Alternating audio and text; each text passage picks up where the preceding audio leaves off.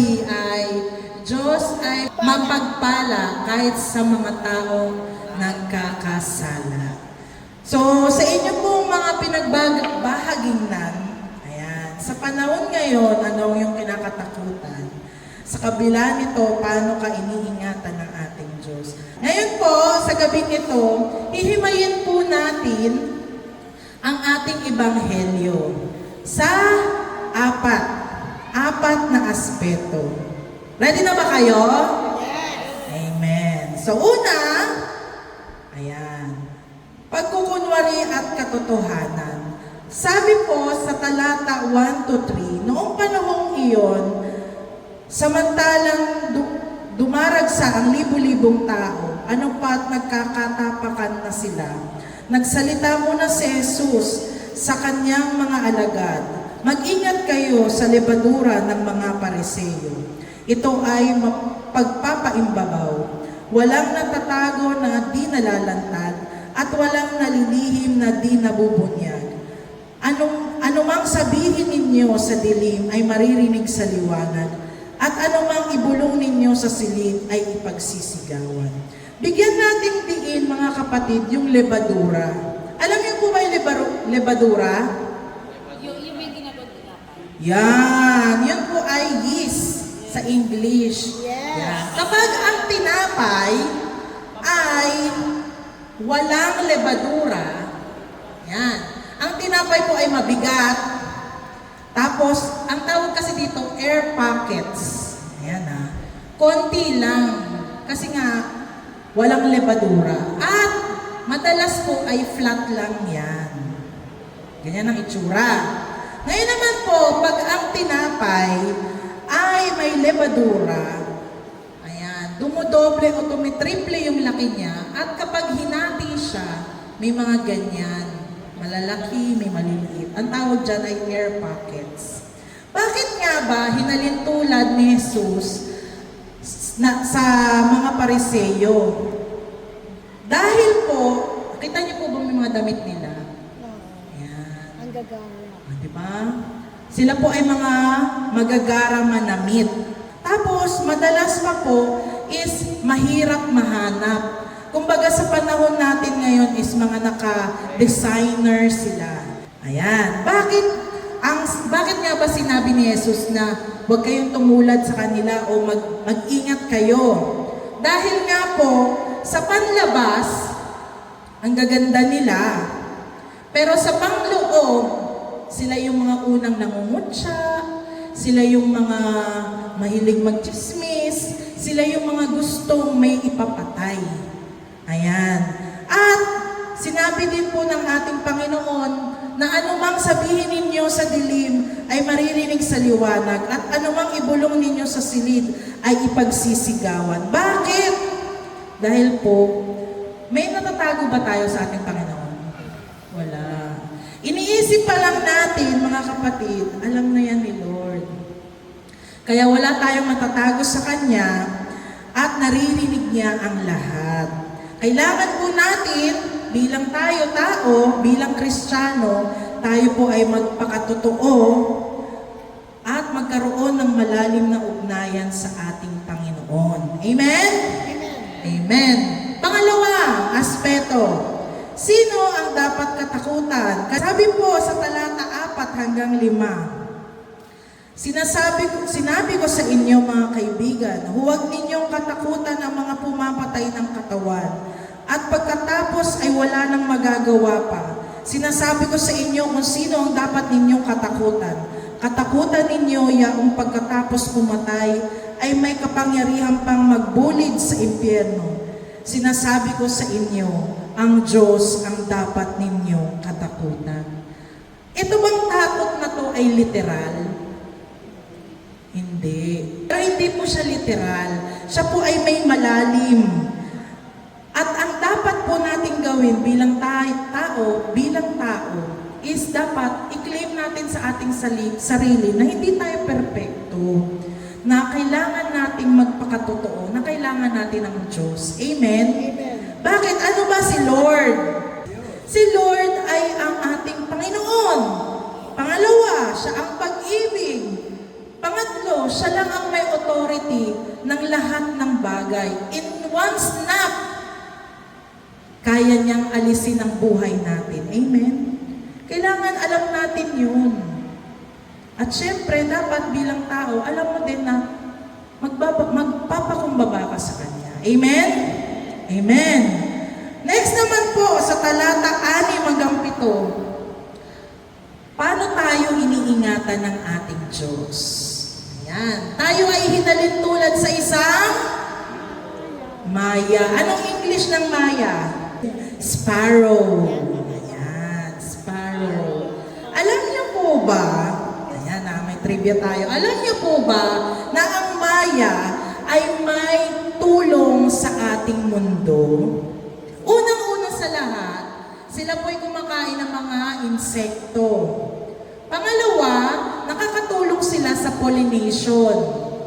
Pangatlo, yung mga seeds na kinain nila, dadalhin nila sa ibang lugar at doon ulit tutubo.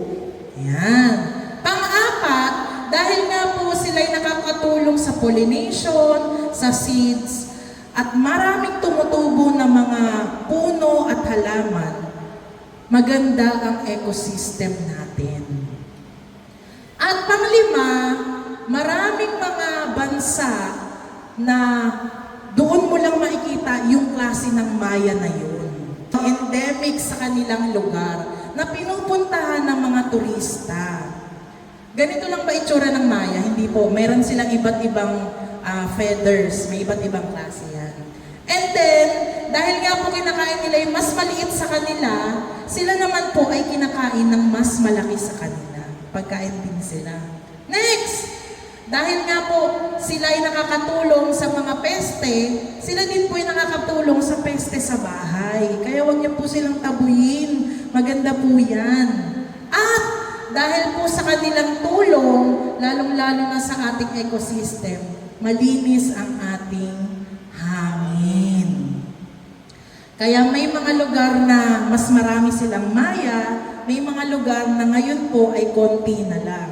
Dito sa atin sa Pilipinas ay kakaunti na lang. Kaya kailangan, wag natin silang hayaang mawala. Dahil malaki ang kanilang ambag sa ating ecosystem. Next, alam niyo din po ba na ang buhay ng isang maya ay naglalaro lamang sa 2 hanggang 5 taon? Yan. Sila po ay nabubuhay, itlog, sisiw, at maghahanap ulit sila ng kapartner, tapos ganun na naman. Yun lang po ang buhay nila. Pero pinabayaan ba sila ng ating Panginoon? No. Sinabi din ng ating Panginoon na maski ang inyong mga buhok ay bilang. Bilang niyo ba ang buhok ninyo? Hindi.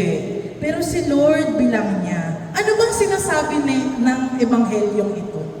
Ganon tayo pinahahalagahan ng ating Panginoon. Ultimo yung hindi natin pinapansin, ay pinapansin pala niya. At dahil dito, nakikilala natin na lubusan na tayo'y may halaga sa ating Panginoon. Amen po ba? At dahil dito sa halagang ito, tayo'y Kanyang mahal. Ayan.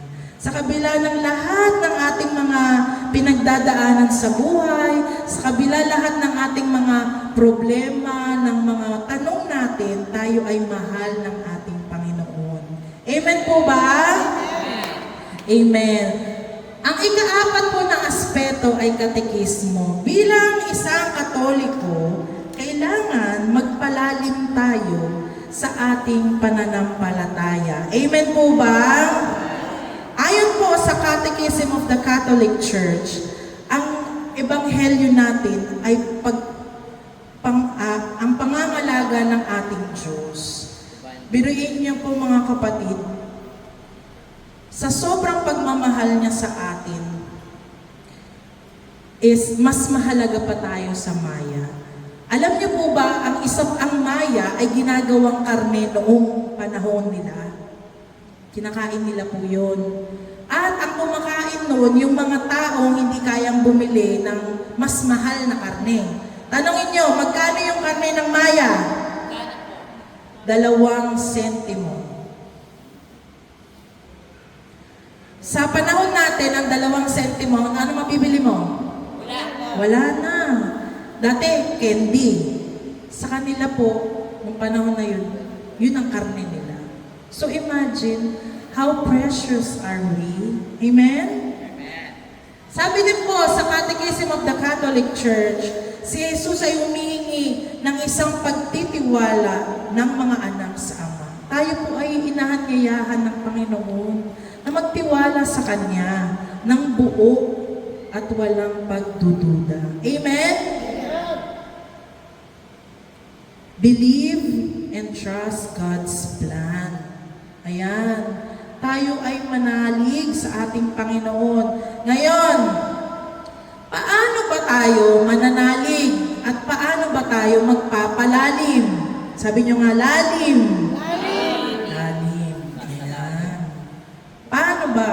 Unang-una, sino na po sa inyo may prayer time? Prayer time. Ayan. Sa mga wala pa, pagkagising, bago matulog, sama-sama kumakain, that is prayer time. Pangalawa po, syempre po, kailangan po nating magbasa ng Biblia. At huwag lamang natin iasa lagi sa iba sa tuwing magsisimba tayo. Yun lang. Huwag po. Magbasa po tayo. Pangatlo, umattend po tayo ng seminars. Attend. May online, mayroong face-to-face, may walang bayad, may bayad. Kung kaya po natin, puntahan natin. Ano pa? Emmaus! Di ba may mga nagtotalk? Magdala tayo ng ating ballpen, papel, and then sa bahay, pagnilayan natin. Amen? And, syempre, prayer meeting. Ay, ang ganda nila, oh. Ang ganda ng ngiti. Santa Clara yan ah. Diba? Prayer meeting. Kapag tayo po ay sumunod sa ating Panginoon, dapat po ba nakapikit? Dapat nakatilat. Amen. Kailangan, pag sumunod tayo sa ating Panginoon, yung pinapagawa niya ay gagawin natin. Amen? Mga kapatid, hinihikayat ko po kayo na believe and trust the Lord. Amen? Yun lamang po at magandang gabi.